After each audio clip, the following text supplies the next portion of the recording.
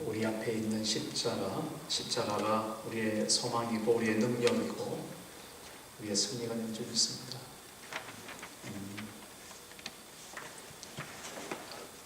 십자가는 형틀이었죠. 사람을 죄를 묻고 그 죄에 대해서 심판을 따지는, 그리고 정말 죽음이 머물러 있는 그런 흉악한 십자가입니다. 근데 그 십자가에 예수님께서 달려 죽으심으로 그 십자가가 우리에게는 능력이 되고 소망이 되고 기쁨이 되고 승리가 되었다는 이 놀라운 사실, 이 역전이 우리 인생 가운데도 그대로 적용되어져서 이번 사순절 기간 동안에 그런 하나님의 축복을 경험하는, 그래서 정말 하나님의 사람으로 하나님의 백성으로 살아가는 것이 어떻게 이 세상을 사는 것인지 뚜렷하게 하나님 앞에 감사와 결단이 있는 그런 사순절 기간이 되었으면 참 좋겠습니다. 이제 오늘로 이제 출애굽을 통한 우리 그리스도인의 그 훈련, 광야에서의 삶에 하나님의 인도하심을 이제 마무리하고, 다음 주부터는 본격적으로 우리 십자가를 중심으로 한 복음을 함께 나누려고 합니다. 먼저 하나님께서 이스라엘 백성들을 홍해를 건너게 하셔서 애국 땅에서 가나안 땅으로 가게 하신 그러한 하나님의 큰 은혜가 우리 성경 가운데 있었음을 볼 수 있습니다. 그런데 그것이 이스라엘 백성에 대한 이야기뿐만 아니라 오늘 내가 살아가는 가운데 하나님께서 나에게 찾아오셔서 하나님이 나를 불러주시고 하나님의 백성 삼으시기 위해서 우리를 죄 가운데서 이스라엘 백성들이 홍해를 건너 가나안 땅으로 가야 되는 것처럼 믿음의 여정을 시작하게 하셨다라는 이 놀라운 사실 앞에 오늘 우리는 서 있습니다. 우리가 그냥 거저 이렇게 함께 모이고 예배드리고 교회를 향한 발걸음이 있고 세상을 향한 섬김을 가지고 살아가는 것이 아닙니다. 한 사람 한 사람 여기 있는 우리 믿음의 권속들 정말 하나님의 백성이라면 하나님께서 우리를 불러주신 귀한 섭리와 계획과 뜻이 분명히 있다는 사실, 그 뜻을 뚜렷하게 내 인생 가운데 확실하게 알고 그것을 향해서 달려가는 그 발걸음, 그 달려가는 그런 경주자가 바로 믿음의 경주자요 신실한 크리스찬으로 자라가는 그러한 사람이다 라고 할 것입니다. 이스라엘 백성들이 홍해를 건너고 나서 분명히 저희들이 가야 될 그곳은 가나안 땅이었어요. 그걸 몰랐던 것이 아니죠. 그러나 하나님께서는 그 가나안 땅으로 바로 들어가지 하지 않으시고 광야에서 40년 동안 무엇을 하셨다고 그랬어요? 훈련을 시키시는 그런 하나님 것을 오늘 우리는 성경을 통해서 봅니다. 또 왜 훈련을 그렇게 시켰을까? 그것은 다름이 아니라 하나님이 그 이스라엘 백성들을 구원하게 하신 그 하나님이 무엇인지를 경험하게 하신 그런 목적이 있었다라는 사실입니다. 그리고 또한 하나님께서 그 훈련 기간 동안에 우리의 인격을, 우리의 신앙 인격을 가다듬고 성장시키고 성숙시키려고 하는 그러한 계획이 있었다는 사실입니다. 또한 그러한 하나님의 경험과 우리의 자람에 따라서 우리가 이 세상에서 하나님께 어떻게 영광을 돌릴 수 있을 것인지 그러한 사건들과 그런 경험들을 풍성케 하시는 것이 바로 그 광야의 경험이고 훈련이었다라는 것입니다. 오늘 우리에게 주어진 삶이 있습니다. 각자 인생길이 있습니다. 그 인생길 가운데 닥치는 그 모든 과정의 사건들이 그냥 있는 사건이 아니라는 것을 오늘 우리가 다시 한번 기억했으면 좋겠습니다. 무슨 사건이든지 좋은 일이든지 혹은 슬픈 일이든지 혹은 좀 나쁜 일이든지 혹은 정말 힘겨운 일이든지 아니면 정말 신나고 즐거운 일이든지 어떤 사건이든지 그 사건은 그냥 우연으로 내 앞에 주어지는 것이 아니라 하나님께서 뭔가 말씀하시기 위해서 그것을 통해서 하나님을 더 깊이 경험하고 우리의 신앙 인격이 자라고 하나님 영광을 받으시기 위해서 그 사건이 내 앞에 와 있다는 이 사실을 우리가 날마다 기억하고 하나님 앞에 무릎을 꿇는 그런 삶을 살 수가 있다면 그것은 정말 우리가 크리스찬으로서 이 세상을 하나님 앞에 살아가는 하루하루가 되어질 것입니다. 이스라엘 백성들은 홍해를 건너고 3일도 못 되어서 쓴 물을 만났죠. 그것이 마라라는 것이었습니다. 홍해를 건넜을 때 얼마나 많은 물들을 경험했습니까? 얼마나 풍성하고 그 엄청난 물들이 옆에 있었습니까? 이스라엘 백성들이 아마 홍해를 건널 때에 그 마른 땅처럼 그 홍해 바닥을 건널 때에 그 옆에는 물 기둥이 있어서 우리가 수족관에 고기를 보듯이 그렇게 이스라엘 백성들이 건넜을 거예요. 정말 물천지 가운데서 마른 땅으로 건넜죠. 그러나 그 건너고 난 이후로는 그 광야의 삶이 물이 필요한, 그러나 물이 써서 먹지 못하는 그러한 경험들을 이스라엘 백성들이 하면서 거기서 이스라엘 백성들이 어떤 하나님을 경험합니까? 쓴물을 단물로 바꾸시는, 정말 여호와 라파 되시는, 우리가 힘겹고 우리가 고통스럽고 우리가 아플 때마다 우리를 간섭하셔서 우리를 치료하시고 회복시켜 주시는, 쓴 것을 단 것으로 바꾸시는 그런 하나님을 경험하는 그런 사례들을 보게 되는 거예요. 우리 지난주는 만나와 메추라를 이야기했죠. 우리가 살아가면서 먹는 것이 얼마나 중요합니까?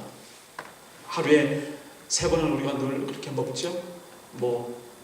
어떤 사람은 두 끼, 한 끼 먹는 사람도 있지만, 그러나 일반적으로 우리가 3끼를 먹으면서 우리가 먹는 것이 얼마나 중요한지 모릅니다. 하나님께서 이스라엘 백성들을 그 광야에서, 먹을 것이 없는 그 광야에서 만나와 메추라기를 통해서 그렇게 먹여주셨다는 그 사실 앞에 하나님이 우리를 얼마나 신실하게 인도하여 주시고 우리의 삶을 보장해 주시는지 우리는 지난주에 같이 말씀을 나눴습니다. 이제 오늘은 우리가 그 이스라엘 백성들이 드디어 3달 만에 시내산 앞에서 장막을 치는 그런 장면을 오늘 보게 됩니다. 시내산 앞에서 장막을 쳤다라는 의미가 특별한 의미가 있습니다. 바로 이 시내산은 하나님께서 임재하시는 그런 산이었거든요. 믿음에서 있었던 일입니다. 이스라엘 백성들이 물이 없어서 목이 말라서 하나님 앞에 물을 구했지만 물을 찾을 길이 없었던 그 르비딤 그곳에서 이스라엘 백성들이 물을 찾다가 모세를 원망을 시작합니다. 우리를 여기까지 데리고 와서 물을 못 먹고 목말라 죽게 만들었는가? 모세를 원망하는 것이 이제는 하나님을 원망하게 됩니다. 하나님이 죽으셨는가? 우리를 홍해에 놔두게 그대로 우리를 애굽에 그대로 놔두게 있었으면 그곳에서 그래도 그나마 얻어먹고 빌어먹고 그래도 먹고는 살 수 있었을 텐데, 물은 마시고 있었을 텐데 이 광야에 나와서 이렇게 물도 마시지 못하게 만드는가? 그 믿음에서 하나님은 또 이스라엘 백성들에게 귀한 경험을 시켜주시죠. 모세를 불렀습니다. 모세를 불러서 홍해를 건넜던 그 지팡이, 홍해를 갈랐던 그 지팡이를 들고 어디로 가게 하는가 하면 바로 그 시내산, 그 호렙산으로 가게 만드는 거예요. 그곳에 가서 큰 반석, 그곳에서 내가 너를 만날 것이니 그 반석을 그 지팡이로 쳐라. 모세가 그것을 순종하고 그 산 위에서 반석, 그 큰 바위 위에 이 지팡이로 쳤을 때에 물이 터져 나오는 그런 감격을 이스라엘 백성들은 믿음에서 또 겪게 되는 것입니다. 하나님께서 이스라엘 백성들과 함께 하시고자 하는 그런 여러 가지 사건 중에서 가장 특별한 것이 있다면 하나님과 함께 언약을 맺는, 하나님과 함께 계약을 맺는, 다시 말해서 하나님의 말씀을 이스라엘 백성들에게 증거해주고 전달해주는 그런 때가 가장 특별한 때다 할 수 있습니다. 바로 그러한 전달자로서 하나님께서는 모세를 통해서 다시 시내산에 오르게 하시고 그곳에서 계약을 맺는데, 이스라엘 백성들은 이제 그 시내산 앞에서 장막을 치고 모세가 어떤 말씀을 가지고 오나 그렇게 기다리고 있는 그런 현장이 바로 오늘 현장인 것입니다. 이것을 오늘 우리는 우리의 삶 속에 먼저 한번 적용을 해볼 필요가 있습니다. 여러분들은 하루 살면서 정말 우리가 하나님의 말씀 앞에 살아가고 있는지 이 시간 한번 돌이켜보기를 원합니다. 이스라엘 백성들은 적어도 모세가 받아올 하나님의 말씀, 모세가 전달해줄 하나님의 말씀을 기다리면서 그 시내산 앞에서 대기하고 있었던 그런 삶이 있었다고 한다면, 바로 그것이 오늘 우리에게 주신 말씀이라고 한다면, 우리가 살아가는 삶 가운데서 하루도 걸리지 않고 매일매일을 하나님의 말씀 앞에 서 있는 그런 사람으로 하나님 앞에 부르심을 받았다는 이 사실에 하나님 앞에 감사하시길 바랍니다. 특별히 사순절 기간 동안에 어떻게 우리가 하나님을 만나고 어떻게 우리가 하나님의 십자가를 경험할 수 있을까? 하나님의 그 말씀으로 다시 한번 돌아가고, 그리고 그 말씀이 내 심령 가운데서 살아 역사하시는 그런 기쁨으로 우리가 하나님의 십자가를 실천할 수 있는 그런 기간들이 되었으면 참 좋겠다라는 것입니다. 하나님께서는 모세를 부르셔서 십계명을 통한 계약을 맺어주시고, 그리고 그 뒤에 쭉 성경을 보면은 십계명뿐만 아니라 이스라엘 백성들이 이제는 광야에서 또 가나안 땅에서 살아가야 될 그런 여러 가지 규례와 율례들을 많이 전달해 주셨어요. 제단에 대한 것들, 그리고 종에 대한 것들, 배상에 대한 것들, 그리고 도덕률, 그리고 절기들, 그리고 마지막에는 성막에 대해서, 그리고 제사장에 대해서 다 가르쳐 주셨어요. 그리고 모세가 그것을 다 새기고 그 다음에 십계명 돌판을 받아가지고 내려오고 하는 그런 과정 속에서 이스라엘 백성들이 그 말씀을 사모했던 그 사모함이 오늘 우리들의 사모함이 되기를 간절히 바랍니다. 오늘 읽은 본문 말씀 속에서 하나님께서 주시는 특별한 이스라엘 백성들과의 언약이 출애굽기 19장 3절에서 6절까지 나오고 있습니다. 하나님께서 첫 번째 우리 이스라엘 백성들을 여기까지 인도하셨다라는 말씀을 하세요. 어떻게 말씀하시는가 하면 독수리 날개로 너희를 업어 인도하였다라는 것입니다. 하나님께서 이스라엘 백성들을 그냥 내버려 두지 아니하시고 여기 시내산 앞에 하나님의 말씀을 받기까지 인도하셨다. 그런데 독수리 날개로 업어서 여기까지 인도하셨다라고 하나님은 말씀하고 계십니다. 그 하나님은 오늘 동일하게 여기 있는 우리들에게도 그렇게 말씀하고 계십니다. 우리가 살아가는 동안 우리가 어디를 가든지, 우리가 무슨 일을 하든지, 어떤 사건을 만났든지 하나님께서 우리를 독수리 날개로 업어서 인도하는 것처럼 보호해 주시고 훈련시켜 주시는 그 하나님의 약속, 그 약속을 오늘 우리는 읽게 됩니다. 또한 한 가지, 하나님께서 우리를 자기의 소유로 삼으셨다라고 말씀하십니다. 모든 민족들 중에서 특별히 이스라엘 백성들을 불러서 자기의 소유로 삼으셨다 말씀을 합니다. 5절 말씀이죠. 세계가 다 내게 속하였나니 너희가 내 말을 잘 듣고 내 언약을 지키면 너희는 모든 민족 중에서 내 소유가 될 것이다. 이렇게 언약을 맺어주시는 겁니다. 우리가 먼저 하나님의 자녀가 되겠다고 그렇게 나서지 않습니다. 하나님께서 이스라엘 백성들을 불러서 이렇게 확정해 주셨듯이 말씀으로 오늘 우리들에게도 우리가 하나님의 자녀됨을 하나님께서 오늘 우리들에게 이 말씀을 통해서 확정해 주시고 약속해 주신다는 것입니다. 전제가 있죠. 내 말을 잘 듣고 내 언약을 지키면 이라는 것입니다.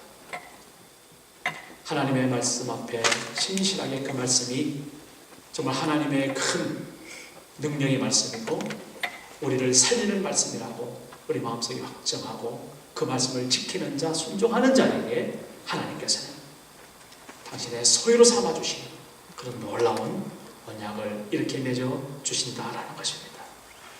그리고 마지막 6절에 보면은 너희가 내게 대하여 제사장 나라가 되며 거룩한 백성이 될 것을 언약을 맺어주고 있습니다. 거룩한 나라, 제사장 나라, 그리고 거룩한 백성이 되게 해주시겠다라는 말씀인 것입니다.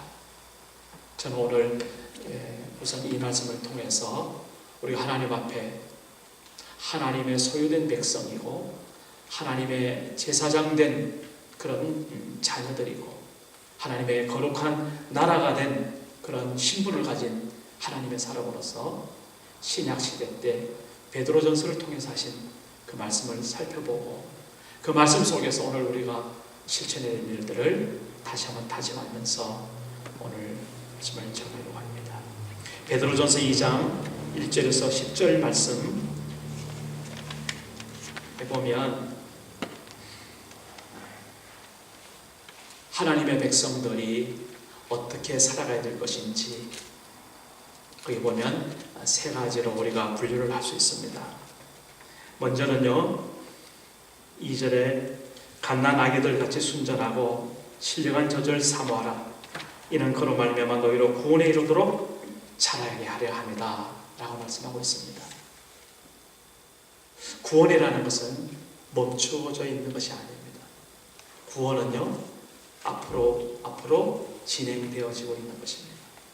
우리가 가만히 한 자리에 멈춰서 사는 것이 아니라 한 발자국 우리가 세월을 내딛고 사는 것처럼 우리의 구원도 우리가 구원받았음 그리고 딱 종결되고 그 자리에 서 있는 것이 아니라 우리의 구원도 우리의 믿음도 우리의 소망도 하나님 앞에서 자라가게 된다라는 사실입니다. 물론 내가 하나님의 자녀된 그런 거듭난 경험, 그것은 출발이 되는 것이죠.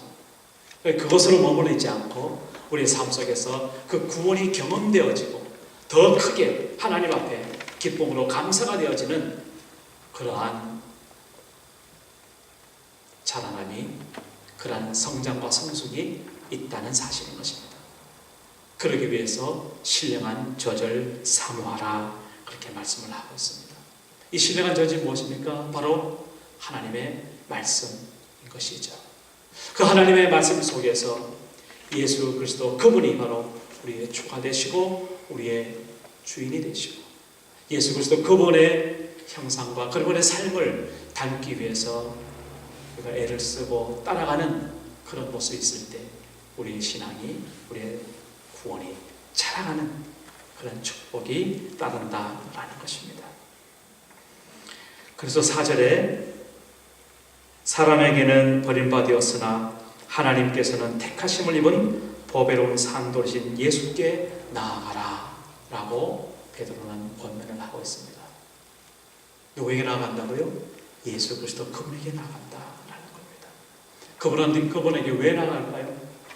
그분의 삶 앞에서, 그분의 살아간 그러한 흔적 앞에서 오늘 우리가 새롭게 그분과 함께 동행하는 그런 마음의 결단을 요구하신다라는 것이죠. 예수님께서 이 세상에 살면서 살았던 그런 모든 삶 가운데 그분의 삶의 중심이 바로 무엇이었는가? 그분의 삶의 중심은 바로 이 십자가였습니다.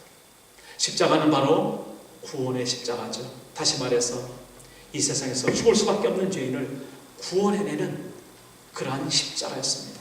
예수님께서는 바로 그 십자가가 그 삶의 중심이 되어서 살아갔던 그런 분이신 것이죠. 그래서 자기 백성을 저희에 대해서 구원할 자로 이 세상에 오신 분이 바로 그분이 예수 그리스도 그분이시라는 겁니다. 그렇다면 오늘 우리가 예수 앞에 나아간다는 사실은 무엇을 말합니까? 바로 그분의 십자가를 우리가 기억하고 가슴의 중심에 새기고, 그러니까 우리의 구원을 이룰 뿐만 아니라 나의 구원을 통해서 또 다른 사람들에게 하나님의 놀라운 구원을 증거할 자로, 하나님의 구원을 전달할 자로, 하나님이 이 구원의 축복을 그렇게 전달하는 축복의 통로로 우리가 살아가는 그런 삶의 모습을 말한다는 것입니다. 9절 말씀입니다. 그러나 너희는 택하신 족속이요 왕같은 제사장들이요 거룩한 나라요 그의 소유가 된 백성이니 이런 너희를 어두운 데서 불러내어 그의 귀한 빛에 들어가게 하신 이의 아름다운 덕을 선포하게 하려 하시니라. 너희가 전에는 백성이 아니더니 이제는 하나님의 백성이요 전에는 공유를 얻지 못하였더니 이제는 공유를 얻은 자니라.